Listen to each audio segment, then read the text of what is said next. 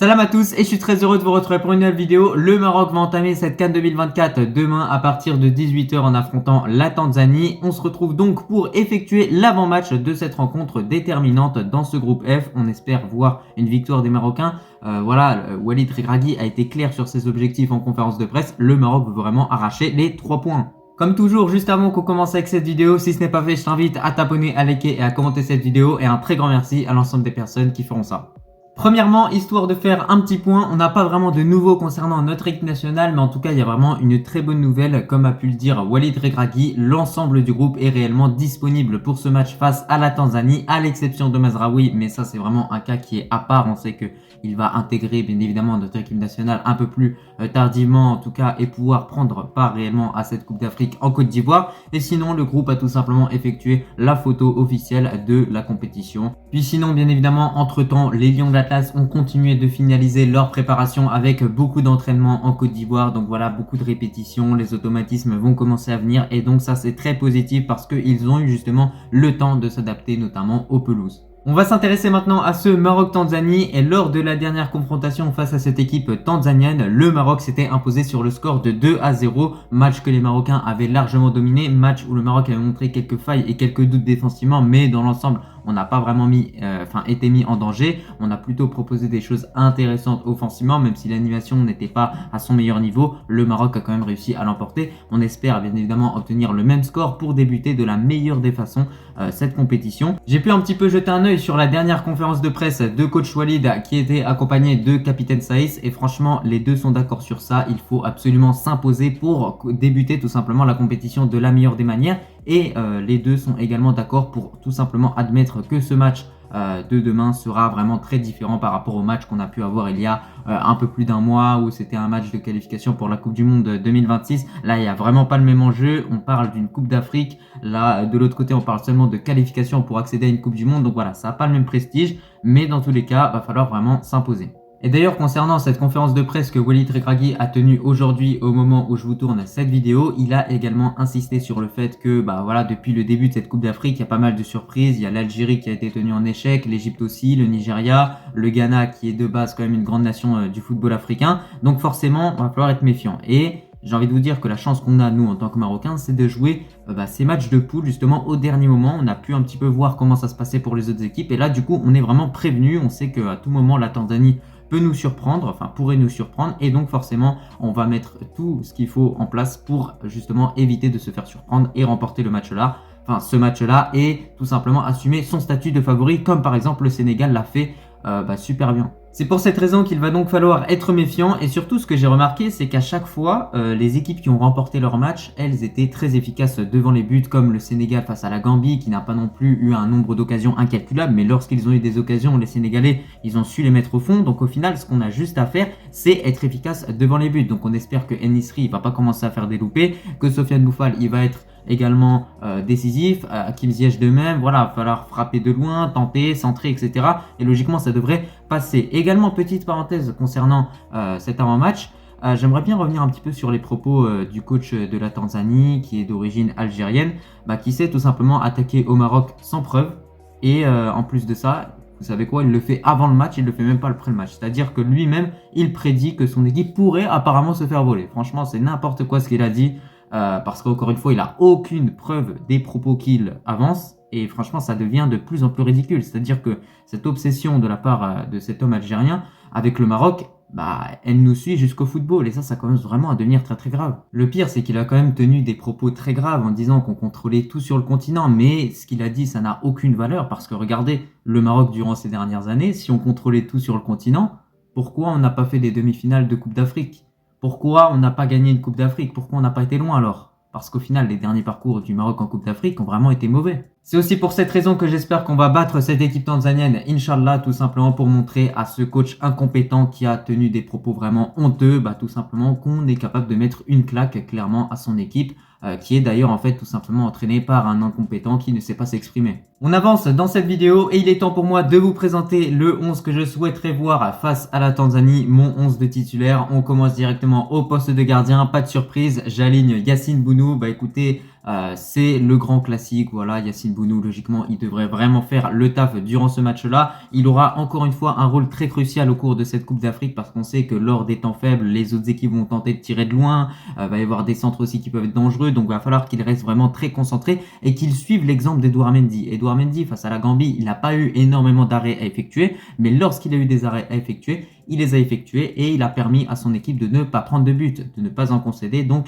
on conseille en tout cas à Yacine Bounou de faire comme Edouard Mendy. En tout cas, je lui souhaite vraiment de réaliser une bonne CAN et moi en tant que Marocain, j'ai entièrement confiance en Yacine Bounou. Pour la défense, on change pas, une défense qui fonctionne bien. J'aligne cette fameuse défense à 4 qu'on connaît par cœur. Hakimi, Achiatala pour les latéraux. Avec l'absence de Mazraoui, je prends pas de risque. Je mets le défenseur gauche du Wydad. On espère le voir à un très bon niveau, bien évidemment. Charnière centrale, Saïs Aguerd, ça fait largement le taf. Malgré le fait que sur les derniers matchs, les prestations de Saïs n'ont pas été terribles, ça n'empêche pas qu'on peut lui faire confiance. On a besoin de son leadership sur le terrain, donc quoi qu'il arrive, ce joueur-là doit être titulaire. Juste à côté, tu as Aguerd qui est quand même rapide, qui pourra venir en couverture au cas où. Et voilà, sur le côté droit, tu as Hakimi qui va apporter beaucoup offensivement, même cas de figure pour Achiatala, notamment avec ses nombreux centres sur En-Nesyri. Ça peut être vraiment une alternative intéressante si les Tanzaniens commencent à vraiment avoir un bloc très solide. On pourrait centrer sur En-Nesyri tout simplement. En tout cas, dans ce match face à la Tanzanie, nos latéraux auront vraiment un rôle crucial. Donc en tout cas, on espère voir une très bonne performance de la part de Achraf Hakimi, une très bonne performance de la part de Achiatala qui auront ce rôle de navette, encore une fois, d'apporter en attaque, d'apporter en défense et de voilà garder toujours un petit peu cet équilibre et pas laisser leurs ailiers adverses justement seuls sur le côté. On se tourne du côté du milieu de terrain et j'ai dû effectuer des choix forts au vu du nombre incalculable de bons milieux qu'on possède dans notre équipe nationale. En tout cas, une chose est sûre, Walid Regragui fera vraiment face à des dilemmes. J'ai aligné le trio Amrabat, Ounahi et Amin Harit en tant que milieu numéro 10. Voilà, je l'avance clairement dans ce 11-là pour avoir un apport offensif supplémentaire. Mais par rapport à Ounahi et Amrabat, c'est des joueurs qu'on connaît par cœur. L'un est plus dans l'aspect créativité, l'autre plus dans l'aspect récupération, dans l'aspect défensif de dernier rideau, avant justement notre charnière centrale, Saïs Aguerd.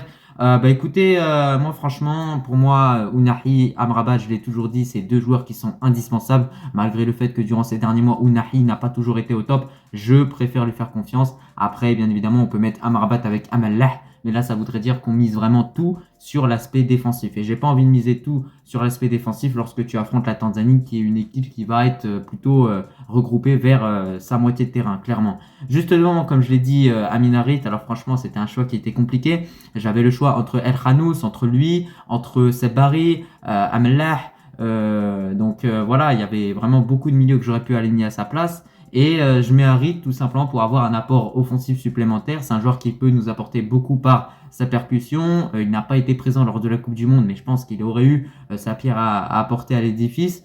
Maintenant, en termes de statistiques, Harit, c'est pas fou ce qu'il propose, mais c'est pas ce qu'on lui demande en fait de marquer des buts et de faire des passes décisives, Harit. Ce qu'on lui demande, c'est réellement d'être au début des actions et de pouvoir peut-être dynamiser un petit peu nos attaques. Donc, dans ce rôle-là, en tout cas, je le mets dans ce 11 en tant que titulaire. Et surtout par rapport à Amin Harit, je pense sincèrement qu'on a besoin de ce type de joueur pour déstabiliser une défense, un bloc solide comme la Tanzanie. Il peut vraiment leur poser énormément de problèmes. Mais en tout cas, par rapport à Amin Harit, s'il est titulaire, je suivrai son match d'un œil attentif, tout simplement parce que j'espère qu'il ne va pas me décevoir. Et aussi, si je l'aligne dans ce 11 avec Ounahi, c'est notamment parce que ces deux joueurs-là se connaissent par cœur. Ils évoluent ensemble du côté de l'OM et donc forcément, il y a pas mal d'automatisme entre ces deux joueurs-là. Enfin, le trio d'attaque, Boufal, Ziyech, En-Nesyri, ces trois joueurs connaissent par cœur les Coupes d'Afrique. Ils ont vécu des réussites comme des échecs. Ils ont vécu ce Maroc-Bénin comme de l'autre côté, ce Maroc-Portugal. Ça a vraiment rien à voir. C'est des matchs qui sont complètement à l'opposé en termes d'émotion. Mais forcément, ça, c'est des choses clairement qui ont marqué ces joueurs-là, qui ont fait d'eux ce qu'ils sont aujourd'hui, qui les ont renforcés également mentalement. On sait que Sofiane Boufal, ça n'a pas été facile. La blessure qu'il a pu traverser. Là, croyez-moi qu'il va arriver avec une forte détermination et motivation pour la compétition. Pour Hakim Ziyech, on sait qu'il a eu une période difficile à Chelsea. Maintenant, il semble vraiment revivre. En-Nesyri, ça a été très compliqué en équipe nationale, mais il a marqué un doublé face au Sierra Leone. Ça va montrer tout simplement que ce joueur-là à récupérer sa confiance et que voilà, on espère en tout cas qu'il inscrira un but face à la Tanzanie parce que croyez-moi en tout cas, je le répète encore une fois, entre En-Nesyri en match amical et En-Nesyri en compétition, il y a une sacrée différence. De façon générale, on remarque bien que j'ai aligné un 11 porté vers l'attaque pour apporter le plus de danger. Le duo Boufal-Harit peut faire très mal sur le côté gauche, notamment s'ils arrivent bien à combiner. On espère voir aussi des combinaisons intéressantes entre Ounahi, Ziyech et Hakimi. On finit cet avant-match avec mon pronostic par rapport à ce Maroc-Tanzanie et je vois les Marocains s'imposer sur le score de 2-0 malgré le fait que ça va être un match compliqué qui va demander beaucoup d'efforts de la part de l'ensemble de l'équipe, de l'ensemble de l'effectif clairement parce que voilà, je ne l'ai pas dit au niveau de mon 11 mais je ferai entrer en cours de jeu Seb Barry, El Kabi également si le Maroc a besoin de marquer dans ce match-là. On peut faire également entrer Chibi pour apporter un peu plus de solidité défensivement parce que voilà, Chibi c'est quand même un joueur assez expérimenté qui évolue dans le championnat égyptien.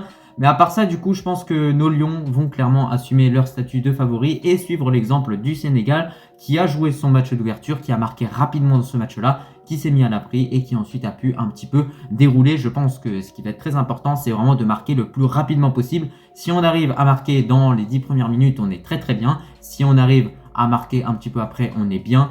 Mais voilà, si ça commence un petit peu à tarder, on sera très très mal et il faudrait éviter au maximum d'effectuer tout simplement un match nul. Et moi je vous le dis encore une fois, on a largement les capacités de battre cette équipe tanzanienne. Il n'y a pas d'excuse comme Walid Regragui l'a dit. Les terrains, ils sont impeccables. Il y a un bon effectif.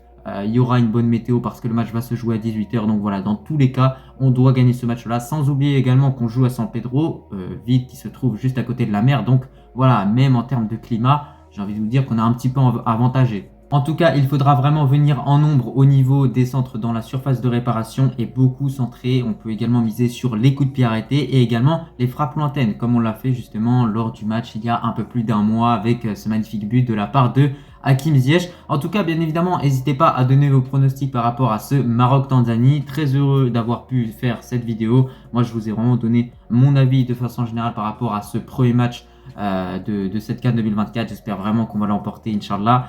En tout cas, moi de mon côté, j'espère que cette vidéo t'a plu et moi, je te remercie si tu l'as regardée dans son entièreté et je te dis tout simplement à la prochaine.